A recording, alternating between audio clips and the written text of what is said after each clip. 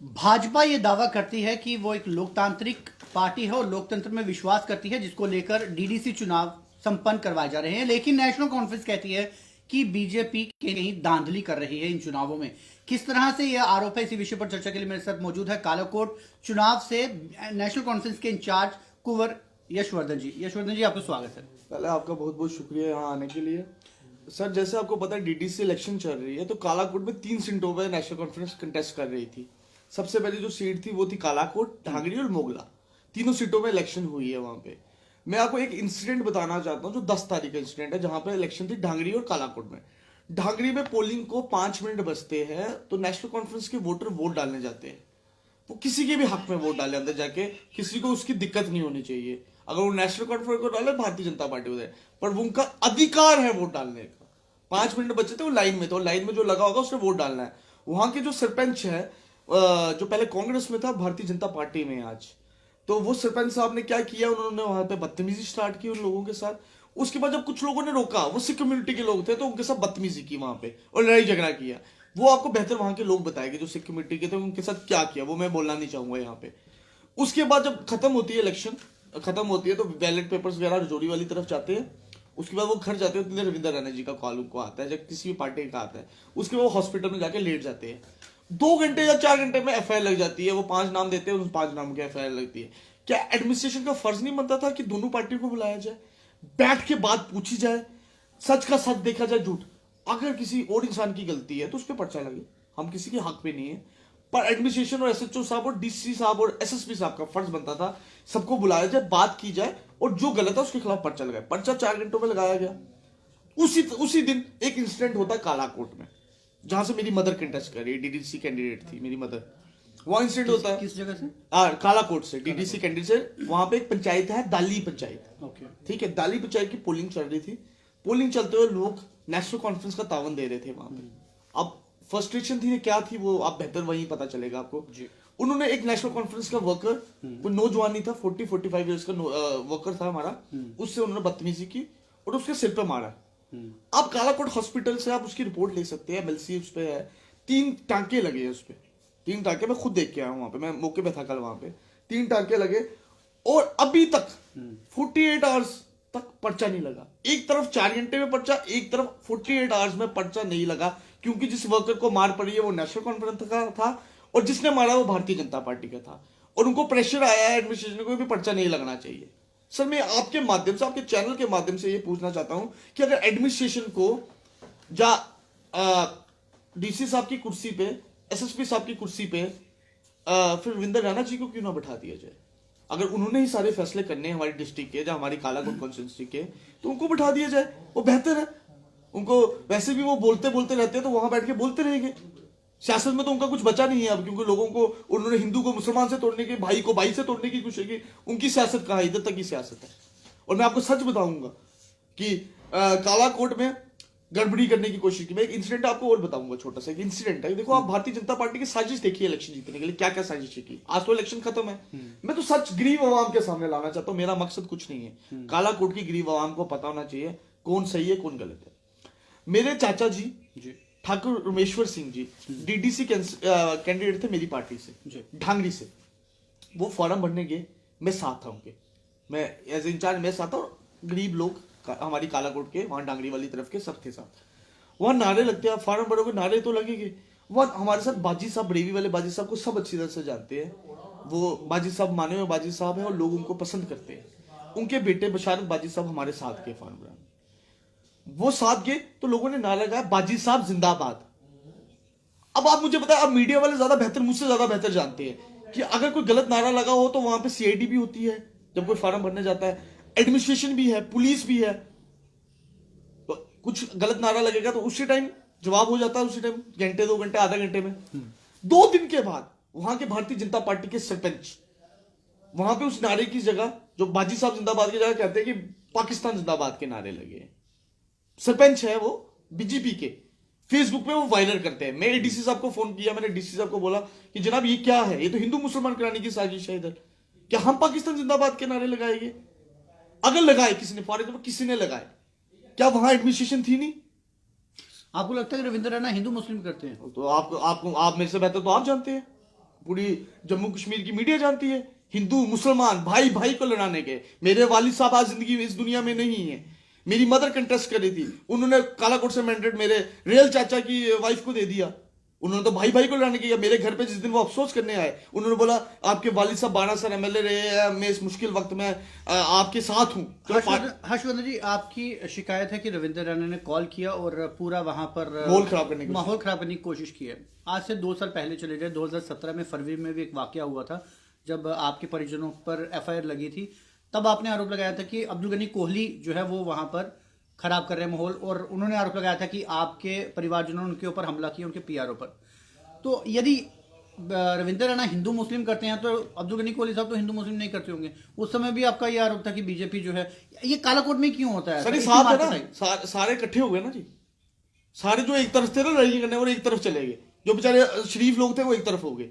मेरे जो भारतीय जनता पार्टी में जो चाचा चले गए वो लड़ाई के कारण थे हर जगह के। साथ में अब्दुल गनी कोहली पहले तो नहीं थे, उन्होंने तो जून में ज्वाइन किया। तो पहले लड़ाई वही तो करते थे। जब आरोप आपसी कंफ्लिक्ट होता था इनका ही होता था। मेरा तो आपने कहीं नाम देखा नहीं होगा आपने कहीं मीडिया में कि मैंने लड़ाई की, किसी को मारा। 2017 में तो आपके भी ऊपर भी एफआईआर लगी। एफआईआर तो झूठी, तो मेरे पे 5 लगी है, पर 5 साबित तो नहीं हुई ना आज तक। मेरी 2017 में जब मेरे पे एफआईआर लगी तो मेरी लोकेशन कहाँ थी? कालाकोट से 70 किलोमीटर अवे। और उस मत्तू खान जी को जो मारा था वो मेरे चाचा के बेटे ने मारा था, जो आज भारतीय जनता पार्टी में है।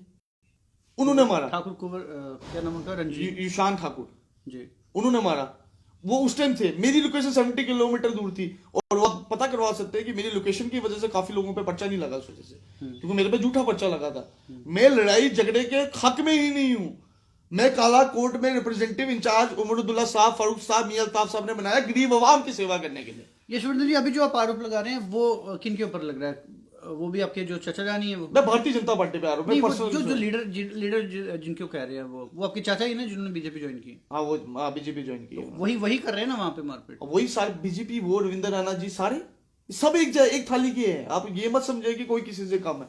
भारतीय जनता पार्टी के जो लोग हैं वो हिंदू मुसलमान कराने की कोशिश करते हैं, पर मैं आप लोगों से एक वादा करता हूं, जितनी देर मैं जिंदा हूं कालाकोट में हिंदू मुसलमान ना मैं होने दूंगा, ना पहले कभी होने दिया हमने, ना आगे होने देंगे। जो करने की कोशिश करते कोशिश हर इंसान करता है। यशवंत जी, मेरा एक क्वेश्चन से सिंपल सा है, क्योंकि हम कालाकोट की सियासत को समझना चाहते हैं। क्योंकि जिस तरह से आप आरोप लगा रहे हैं कि जो वहां पर माहौल खराब कर रहे हैं वो आपके चाचा जी हैं, जो अभी जून में उन्होंने बीजेपी ज्वाइन किया है। सही कह रहा हूं मैं? बिल्कुल बिल्कुल। तो दूसरी तरफ से जहां पर ये घटना हुई है, जहां पर आप कह रहे हैं नेशनल कॉन्फ्रेंस के वर्कर को मारा, वहां पर आपकी माता जी खड़ी हैं चुनावों में। तो बाकी के लोग ये समझना चाहते हैं कि ऐसा तो नहीं है कि एक परिवारवाद की लड़ाई जो है वो कहीं ना कहीं बाहर आके नेशनल कॉन्फ्रेंस और बीजेपी की लड़ाई जो है वो सामने उभर कर आ रही है। सर मेरे को धमकी दी गई है। नहीं, वो तो हाँ, तो आपके चाचा ही है ना वो। चाचा नहीं, पार्टी वर्कर सर। कल को मैं किसी पार्टी में चले जाता हूं तो पार्टी वर्कर सब इकट्ठे होते हैं। देखो मेरी आप खाली एक छोटी सी आप मेरी बात सुने, आपके माध्यम से मैं बताऊं। इलेक्शन लड़नी है हमने, हक सबका है, डेमोक्रेसी है, कोई भी कंटेस्ट कर सकता है किसी भी पार्टी से, मैं उसके खिलाफ नहीं हूँ जी। पर इलेक्शन को स्मूथली करना। आपको लगता है कि टाइम सही नहीं था? आपके वालिद अभी एक्सपायर हुए और आपके चाचा जी ने बीजेपी ज्वाइन कर ली। वो तो आप उनसे ज्यादा पूछ सकते हैं। नहीं, आप मेरे हिसाब से तो नहीं लड़ना चाहिए था इस टाइम। आपने लड़ना भी नहीं चाहिए था। और पार्टी में क्या बीजेपी में और काबिल कैंडिडेट नहीं थे? भारत में बीजेपी में बड़े अच्छे लोग हैं, पुराने लोग, वो लड़ सकते थे। पर इनका सिस्टम है वन मैन वन शो। एक ही बंदा एमएलए भी लड़ेगा, एक ही बंदा डीडीसी भी लड़ेगा, एक ही बंदा सरपंच भी होगा, एक भी पंच होगा, एक ही नाइब सरपंच होगा, एक ही मेंबर होगा। रविंद्र राणा जी को खुद समझ होनी चाहिए थी किसको मैंडेट देना चाहिए था। वो तो उनकी पार्टी का मसला, उसमें मैं क्या आपको बताऊं।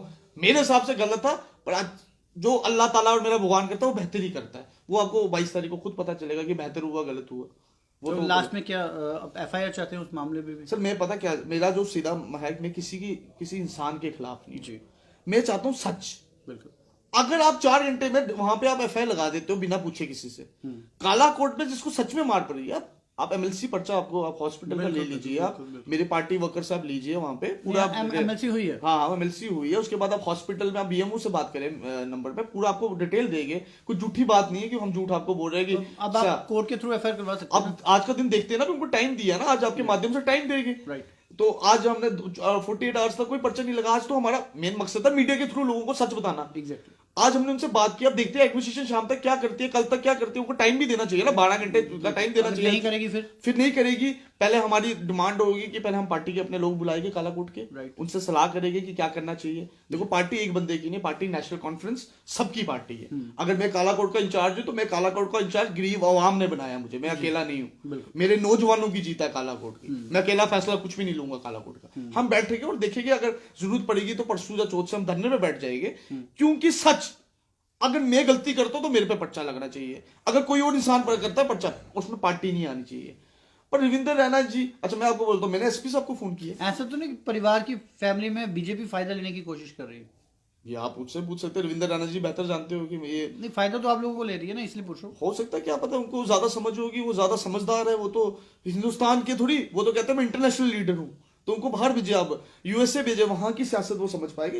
ये जम्मू कश्मीर की सियासत गरीब आवाम की सियासत है, ये रविंद्र रैना जी को ना पहले समझ आई ना आगे आने वाले समझ आई। उनको बोलो आप निशारा की अपनी सीट बचाओ, जहां से एमएलए कल को लड़ोगे, वहां से लड़ेगी भी नहीं, ये भी मैं दावे के साथ बोल सकता हूँ। सुंदरबनी निशारा से वो एमएलए भी नहीं लड़ेगी, अगर लड़ेंगे तो वहां हार के आएगी, मेरा दावा है आपको, ये आप सुन लीजिए, रिकॉर्ड कर लीजिए। सुंदरबनी निशारा से रविंद्र रैना जी इलेक्शन नहीं लड़ेंगे, अगर पार्टी मजबूर करेगी लड़ने के लिए, अगर लड़े तो हार होगी, हार का सामना। जो लोगों को अपनी कॉन्स्टिट्यूंसी नहीं, अपना घर नहीं संभाला जा रहा है, जिससे वो आए पूरी स्टेट की रियासत की करने, लीडरी करने।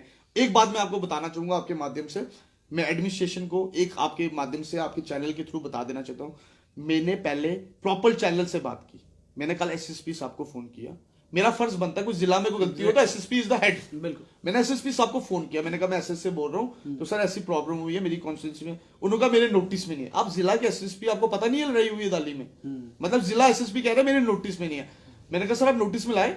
उन्होंने बोला मैं आपको बैक कॉल करता हूँ। अभी 24 घंटे में कोई बैक कॉल नहीं हुई, ना मैंने फोन किया ना उन्होंने मुझे फोन किया। क्यों मैं फोन करूं जी? मैं आपसे रिक्वेस्ट कर रहा हूं, और आप जिला एसएसपी है, जिला एसएसपी को नहीं पता होना चाहिए कालाकोट में क्या हो रहा है? उनके नोटिस में नहीं था, वो वाला नोटिस में था तो भारतीय जनता पार्टी ने दिया नोटिस में, पर नेशनल कॉन्फ्रेंस की कोई लड़ाई हुई नोटिस में नहीं थी। फिर मैंने वहां से मैं चला गया, मैंने कहा चलो मैं डीसी साहब से बात करता हूँ, क्योंकि एसएसपी साहब के बाद डीसी साहब ही आएंगे।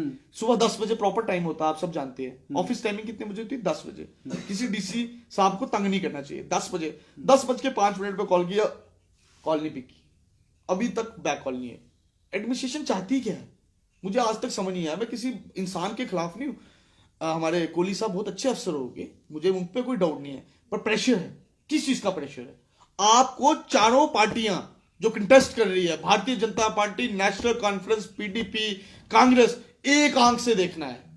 जैसे सियासत में हर इंसान को, हर मजहब को एक आंख से देखना है, तो एक जो ऑफिसर होता है उसका भी ये फर्ज बनता है हर पार्टी को एक आंख से देखना है। और आपको ये नहीं करना कि कौन सी पार्टी क्या है, कौन सी पार्टी क्या है, वो वक्त बताएगा कि कौन सी पार्टी पावर में आएगी, कौन सी पार्टी पावर के बाहर होगी, वो ऊपर वाले ने फैसला करना, इंसान नहीं फैसला करना। बहुत बहुत शुक्रिया। ये थे कुंवर यशवर्धन जी, जिनका कि आरोप है कि इन चुनावों में भाजपा अपना कहीं ना कहीं दमखम दिखा रही है और इन्फ्लुएंस कर रही है लोगों को, ताकि बीजेपी का पारा जो है वो कहीं ना कहीं हावी रहे। एक इंप्रेशन ये जा रहा था कि शायद ये विवाद जो कालाकोट में उभर रहा है वो भतीजे और चाचा के बीच में है, और शायद बीजेपी जो है वो इस फैमिली विवाद के बीच में फायदा उठाने की कोशिश कर रही है। हालांकि अब परिणाम क्या होंगे, क्योंकि ये परिवार जो है ये इतनी मांग जरूर कर रहा है कि यदि एक पर लड़े की आप एफआईआर फौरन लगा देते हैं तो दूसरे सेक्शन की आप फौरी तौर पर एफआईआर क्यों नहीं लगाते, जबकि एमएलसी भी इनके पास मौजूद है, क्यों उनको कोर्ट का दरवाजा खटखटाने पर मजबूर किया जा रहा है। और यदि ऐसा होता है तो नेशनल कॉन्फ्रेंस एक बार फिर कालाकोट की सड़कों पर बैठ जाएगी, ताकि उनके साथ बेइंसाफी ना होने पाए। फिलहाल जुड़ रही व्यू स्टूडियो न्यूज के साथ दीजिए इजाजत, नमस्कार।